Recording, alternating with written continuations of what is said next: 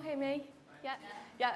So we have got a bit of a speaker issue because there's only one speaker, so that's why we're standing in the way that we are, but we'll pass the baton on because that's what it's about. Yeah, so today, welcome everyone, thanks for coming. We're from the Department for Education, as you saw, and we're going to be talking about design imperatives and community objectives. This is a subject that I really care about because hopefully you'll like it. Let us know. So, hello, I'm Jas Kang and I'm the Head of Design at Department for Education. And in our talk today, we're going to be talking about design imperatives and community objectives. And we're going to do three things for you today. We're going to share what we did, how we do it at the department, and we'll share an example, but there's loads more that we can't possibly show you today. But they're available if you want it. And we'll also reflect on what we've achieved over the last year of experimenting. And the key word is experimenting because it's all about learning and developing, which is what our profession is about. Throughout this talk, we're going to be sharing things that you might want to take pictures of because you might want to reuse some of the stuff that we've done over the year. So do feel welcome to do that. It's all open source, which is what we're trying to do. And if you do reuse, if you find anything that you want to use into your work, let us know because we'll probably want to copy what you've done as well. So it's, you know, a two-way thing. So I'm standing here with Laura, Victor and Jude, but we are just four of us, part of a bigger community, and whilst we share all the work that we do today, every single person here is a core part of the work that we've done. These are all civil servants. This is a carrot that I'm actually trying to create for civil servants within the department. And this work that we share is the work that we've done in the past year. And we're very fortunate to have a community team who work in the background, who really support our profession growth. So thanks to every single person over here because we wouldn't have done this work without them. So before I start, I'd like to set the scene for those of you that don't know what the Department for Education is. Department for Education is a huge organisation, and we have a vast range of services that are including lots of services, and these services are for children and learners, teachers, schools and school staff, young people over 16, vulnerable children and families. And we also have services for people who might need help and guidance. We might have services for giving funding and grants to people. And we have designers working individually in one of these services on a day-to-day basis. In fact, they spend 80% of their working time in one of these services. So the work I show you today is just 10% of profession time, which is outside of the 80%. I need to make that really clear because that 10% is what we're working with. And alongside all of this, we have designers working in internal services such as platforms that help all of these services run. Design is also integral to the work that we do in data science to help our departments use data and intelligence to automate where we can. Here's an example of one of those services. And this is a service to get into teaching. And the intent for this service is to help aspiring teachers to go through the journey of becoming one. So that's just one example of some of the complexity that we're dealing with. So why do we need imperatives and community objectives?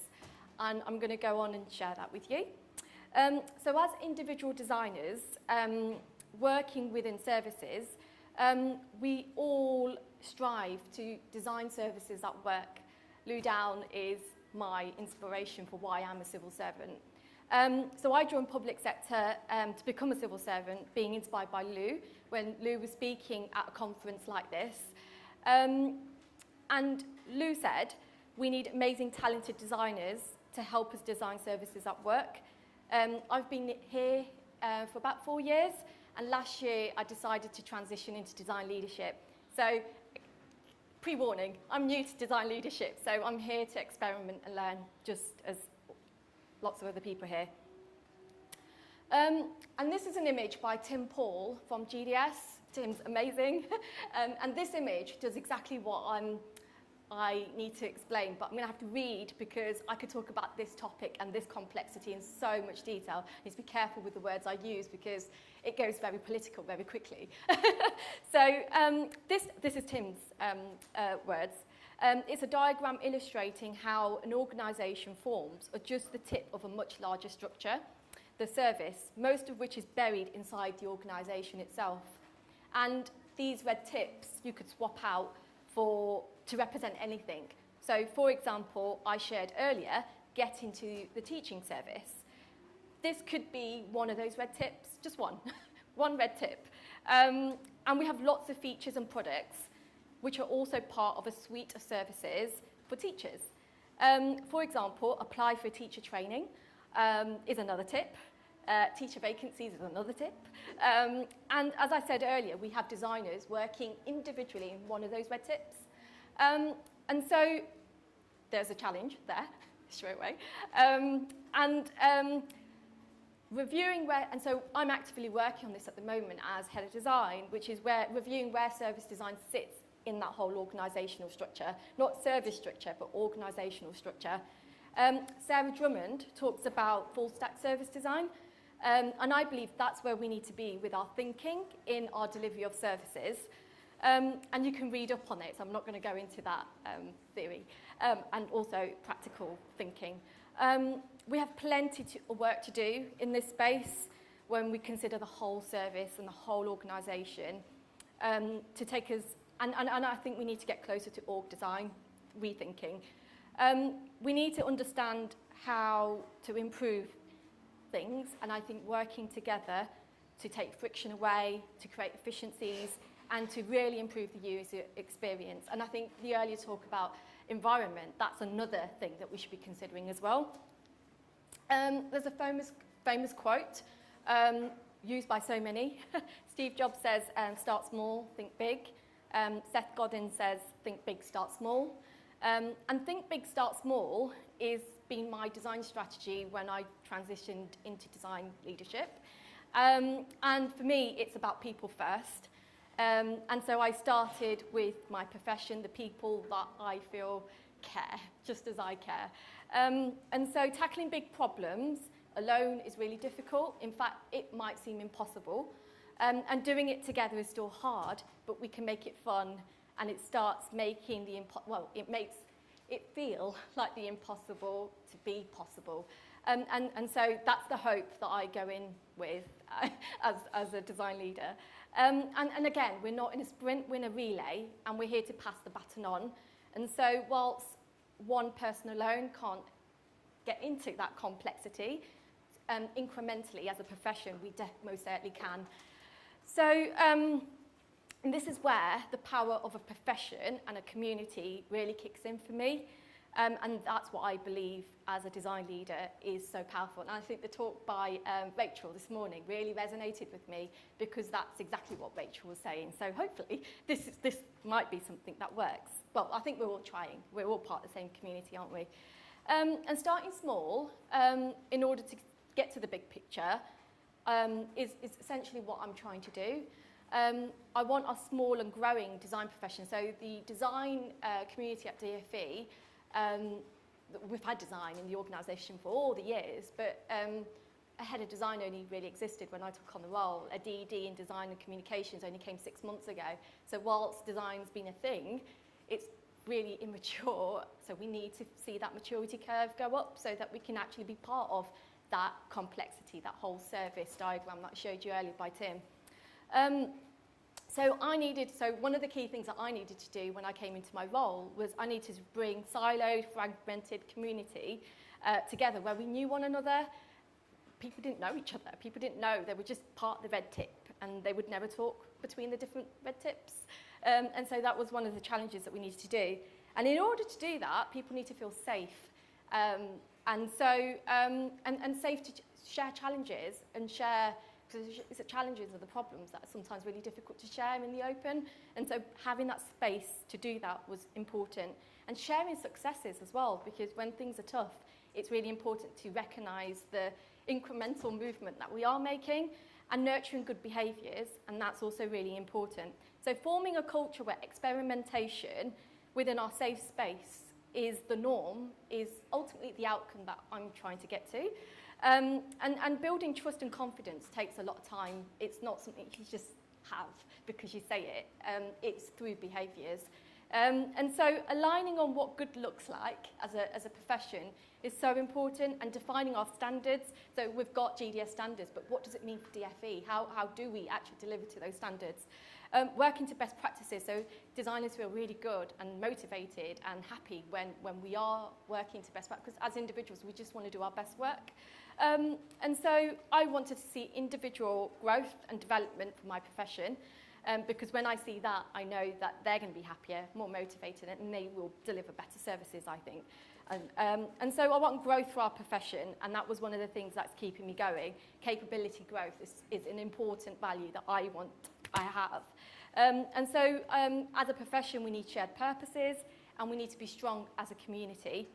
So coming together, creating some consistency, working to best practices, defining what good looks like, training, upskilling, sharing knowledge within our profession is a difficult task to have, and it's going to take time. And so as the previous keynote speaker said, doing it alone is hard. Doing it together gets a tad bit easier. So that is important.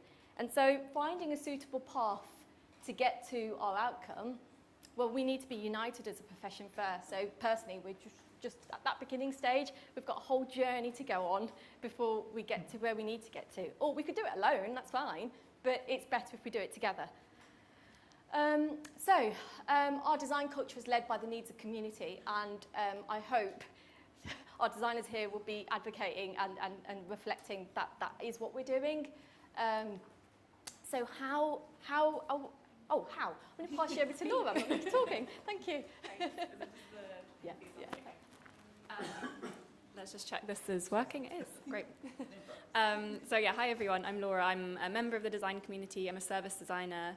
I work alongside Jas and Jude and Victor, and then all of those faces of people you saw this morning. And the how is basically where we all come into the equation. So Jas has started with kind of this design leadership challenge, and she basically got everyone involved in the community, which is what I'm about to talk about. So we were looking at what does actually a mature design profession look like, and how do we start building one? Okay, it's working.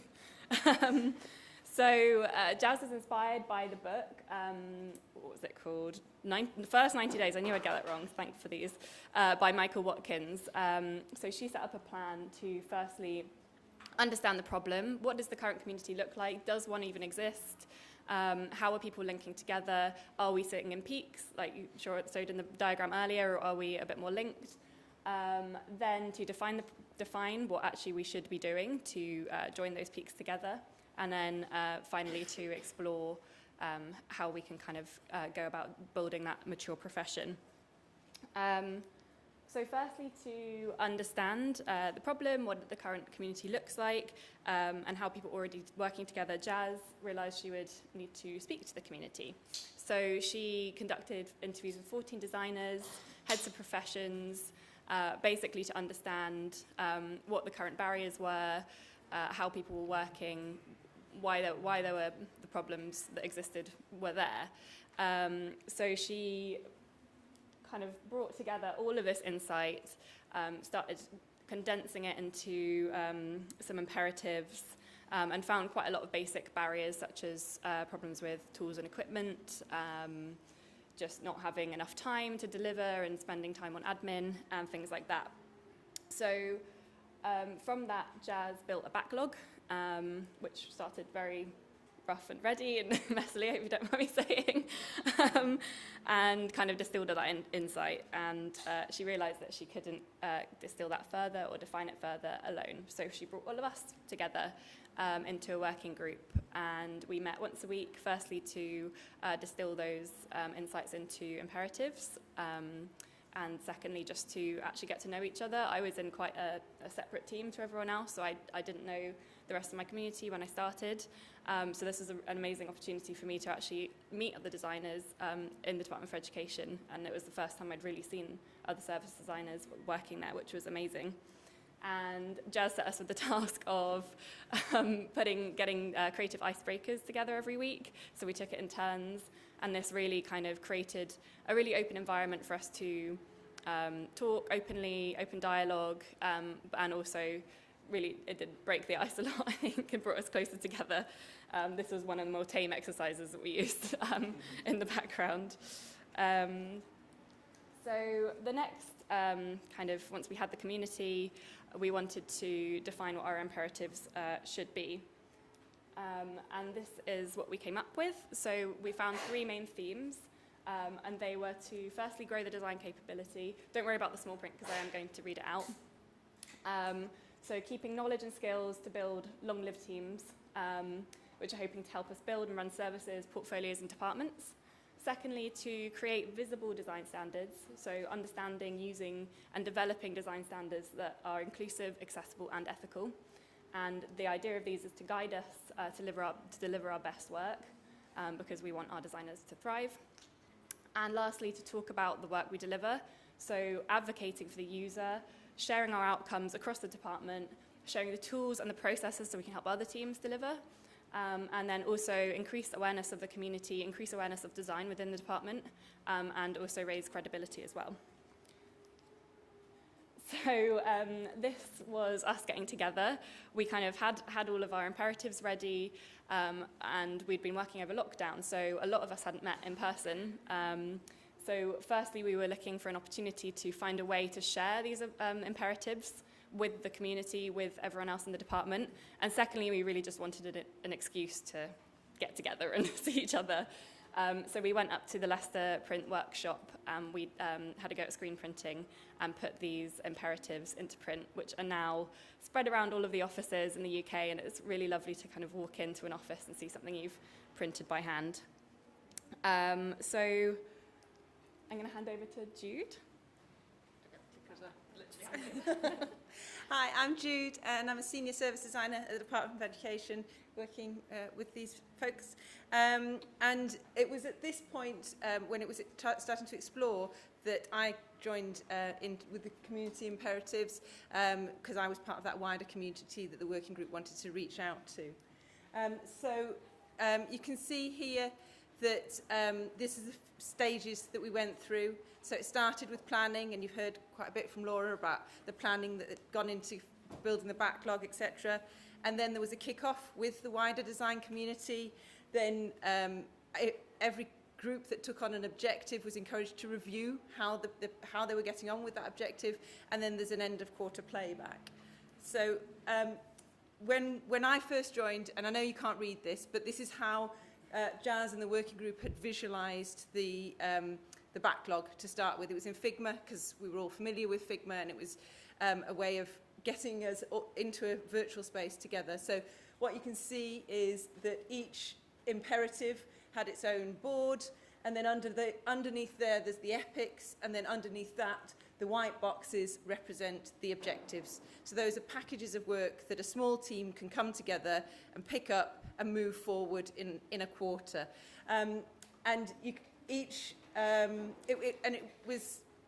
It was really organic, the way that people were allowed to just choose an objective that you're interested in, follow your passion. But one of the rules was that there has to be a lead. There has to be a lead, someone who's prepared to lead that objective for this quarter. You could also be an observer, you could also be a contributor, but to be taken forward in that quarter, there had to be a lead. But that was non-hierarchical. It didn't have to be that someone in a senior position was the leader. Anyone could take the opportunity to lead an objective. And in the meeting, the culture of how we were encouraged to take these objectives forwards was really, really important. Jas did a lot of work, and the working group had thought about how they wanted us to feel as we took these objectives on. So the first one, Jas said it again and again in that meeting, be kind to yourself. So as Jas says, we're all working in those individual tips, and this is just 10% of our work is working on improving the design community. So don't take on too much, don't overcommit, just choose one objective and work on that one, and don't be over ambitious that you're going to create stress for yourself. Be ambitious, absolutely. We want to move things forward. We want to make our community better and how we work better, but be kind to ourselves. And then enjoy working with new people. This is my favourite.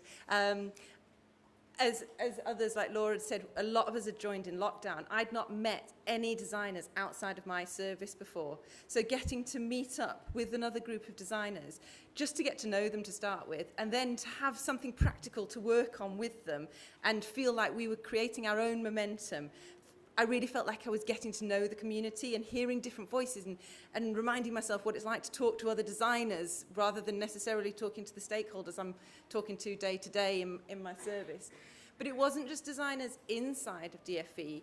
We also looked outside, because the objective I've worked on, I tweeted something and someone at DWP said, "Oh, what are you doing? Can we talk?" So we talked. For another one I was working on, we knew DEFRA were ahead of us, so we reached out to DEFRA and said, what are you doing? What can we learn from you? What can we bring back to the DFE and to speed these things up? And then celebrating success. We have to, this is a big thing that we're trying to do. We have to celebrate all the small steps that we're taking. So that was absolutely baked into it. That was the culture that was set. We had the board, we were all looking at those objectives. And we put our names next to them and chose them.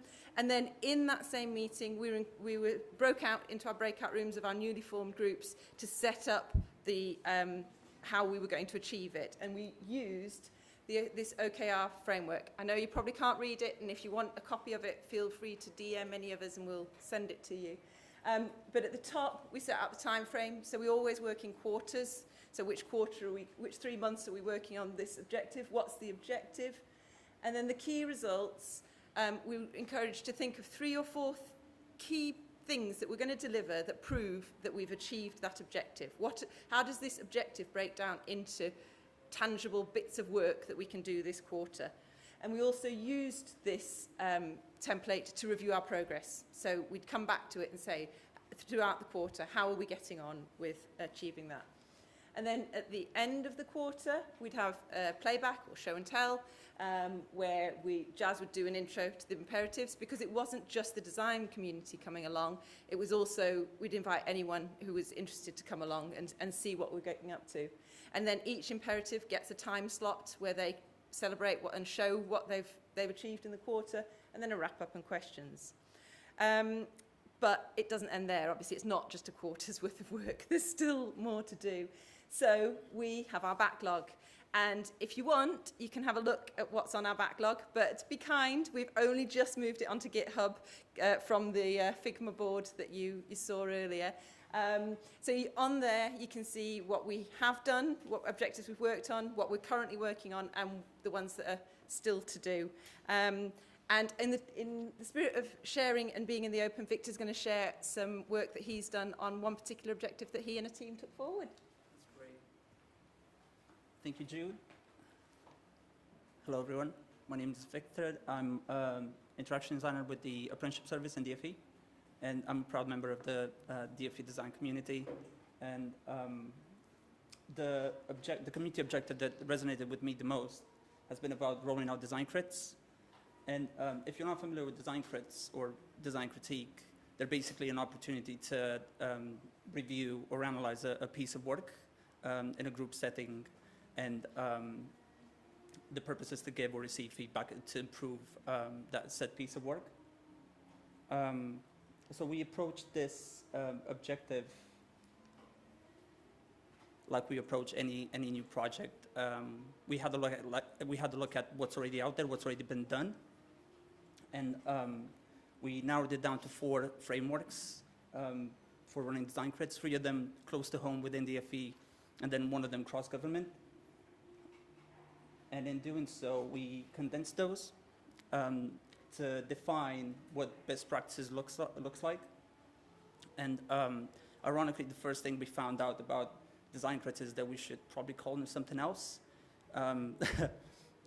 We found out that some participants find them quite intimidating or even off-putting. So something that we're currently considering calling them is a collaborative design review, which sounds a lot less scary. But other principles really for running design crits that we found that should be implemented are to keep it to 6 to 8 people. We want to keep it about giving and receiving valuable feedback rather than presenting. We don't want it to become another show and tell. Other things is to have, it should have easy to follow guidance. So anyone without prior experience can pick it up and use it right away. It should be accessible in both online and an offline format. We're still working on this, so it's not completely laid out. And last but not least, keep it simple. Like I said, people should be able to use it out of the box with no prior experience. So we then took these learnings really, and we created a prototype template on how to run a design crit. And when I say we, it wasn't just myself, obviously. I had a lot of help from our very own service designer, Laura Leahy, behind me, in building a prototype framework of how to, a template of how to run these design crits. And we did what we do best as designers. We took it out and we tested it with a variety of people from different backgrounds, like content, interaction, service, throughout DFE, and refined it. And then this will eventually be part of the backlog that we share with you today. So please don't strain your eyes trying to make sense of the faded images behind me. Instead, today I'll take you through what the design crit template looks like and the way it works. We structured it kind of like a good story. So it has a beginning, a middle, and an end. In the beginning, we tell you what it is and why you should care about it. And then we also give a few suggestions on icebreakers. And I know not everyone loves icebreakers, but they do work, which is why we included them. And it's all time boxed. And then in the middle, this is the meat of it all. This is where we ask the presenter or whoever's looking for feedback to answer a few questions that will give us the content and the context you need to understand what they're working on. And then we also give them the option to either drop in some screenshots of their work or share their screen to go through their work. We also give examples of good and bad feedback, or what does that look like. And we've divided potential feedback into 3 parts. So green means it's great, this is great. Red means this needs improvement, and yellow for ideas or suggestions that you might want to try out. And then the last part is optional. It's about prioritizing what's been suggested in the previous part. And it can be done then and there if you have time. Otherwise, it can be taken by whoever's presenting. So the person looking for feedback to do in their own time with their own delivery team.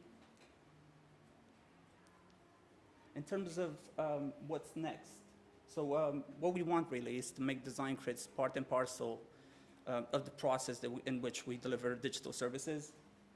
We're currently leaning on product and delivery leads to find the best way to achieve this. And some of the learnings really, some of the things that we have seen since we picked up this objective has been increased collaboration across professions, and not just across professions, but across departments as well. We've learned from each other, and not just about the great work that's going on outside the spectrum of our own services, but also learned about what's working and what isn't, and that's been paramount in shaping the template itself. And last but not least, we ensure the work is joined up, and this ties into one of the core tenets of the government design principles, which is about making things open, and I believe we owe it to ourselves and to the services that we build to work in the open, because when we do, we're both better for it. But yeah, that's it from me. Thank you for listening. I'm going to pass it back over to Jas. Thank you, Victor. This particular objective, I can't wait for it to be a standard that is the way that we work at DFE, where it becomes the norm. It's not a thing on the side, but it's part of delivery, and it's a part of the cycle of sprints. So the thing that I'm really looking forward to is baking that into SOWs, because we work with partners and suppliers all the time. And so it's just how we work is what I'm aiming for. It's not a thing that we do when we feel like doing it. It's just what we should be doing if we want to deliver to best practices and actually integrate it within sprint activity. So delivery managers, product owners, etc. should be expecting this to happen. And so this is work. So what we achieved, and so whilst Victor talks about one single objective achievement, I'm just going to bring it back to the overarching objective and imperatives achievements. As what we've done as a community. So these are some of the key outcomes that we've managed to achieve over the last year of experimenting with, firstly, a design strategy that has 3 clear imperatives that are clear for the profession, clear for the organisation, and clear for anyone else that wants to know what we're doing as a profession. Building trust and confidence, that's been a key thing, because if you don't have trust and confidence, you're not going to have knowledge sharing and the sharing of challenges. And this is the first outcome that I needed to see, because without this, we can't really move forwards. And I've seen firsthand, and hopefully you've heard from the designers who've maybe said that, which is relationships being formed, because in order to get that, you need relationships and open dialogue. Creating safe space to experiment. So we spend 80% of our delivery time in delivery, and sometimes we're very lucky that we'll have problems to solve, but sometimes we are being fed solutions. So if that becomes the norm of working, how do you get out that? And so that 10% time is space to actually solve problems, because those junior designers or designers that perhaps haven't had that exposure don't know what good looks like, and how do you get out of that space? So that space, that 10% time, is experimentation. If things don't go well, it's okay, because we've learned from it. So that is so important.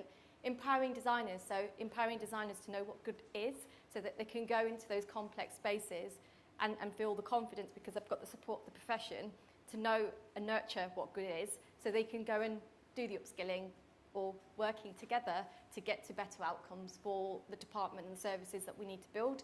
And demonstrating collaboration by doing. So one of the key things that we're doing in our profession is not telling, not doing any of that, but we do first, then share.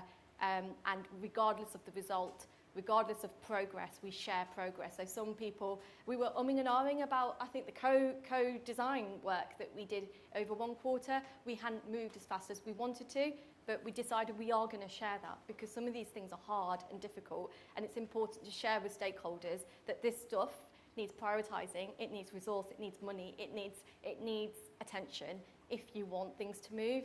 So we can either go slow or fast, but we need support. So sharing that progress, regardless of how much you've moved, is important, because you might get support if things are not going as fast as you want to. So this quote from Dominique Sherwood is our senior interaction designer, who isn't here, but she's here in spirit. What Dom says is really, I thought this was really powerful. Starting in lockdown, I struggled to feel part of the DFE. Meeting and spending time with other designers has positively impacted my well-being. That for me was a great outcome. I want to improve well-being. It's so important that people feel healthy, ready to deliver their best work, because if that well-being's not there, how can they do their best work? So that's important. I've gained confidence along the way and learned from other great designers, and that is great, because we want more great designers. So takeaways. So if there was anything that I want you as an audience to take away, what things could I share with you? Self-organising small teams work. And actually they're empowered to I don't stand behind anyone's shoulder each quarter. In fact, when we do a show and tell, it's a surprise to me what the teams have delivered, and that's so nice, because no one's watching anyone, because they're all self-orientated objectives. Whilst we've got a backlog, no one's telling people what they should and what they shouldn't pick. It's based on their own interests, their own development, their own learning, and their own interests. I'm not going to lie to you, time is a challenge. That 10% time that we have protected at DFE was great, because Emma Stace was our director at the time. She did a great job protecting that time for us, and it's still a challenge to protect. So Thursday afternoons at DFE 1 till 4 is, I block it out for every single designer, so no one can take that time, but it does happen. And every time a designer tells me, I really wanted to come, but I can't, I'm straight to the DD and saying, no, don't do it again. So yeah, time is a challenge, and protecting that time is so important. So we wouldn't be able to do this work if we didn't have that. And design is being noticed in the organisation, and I'm hoping it's going to be noticed. Hopefully people want to come and work for DFE is what I'm aiming for, because it's hard to find talented people, and I'm after those people. But also, it's okay if you're not there. We want to start bringing in apprentices and juniors so that we can take them on that journey, but we need to build our capability first, get our ducks in a row first, and so that we can start nurturing that talent from whichever route we go. Yeah, so I'm going to leave you there. And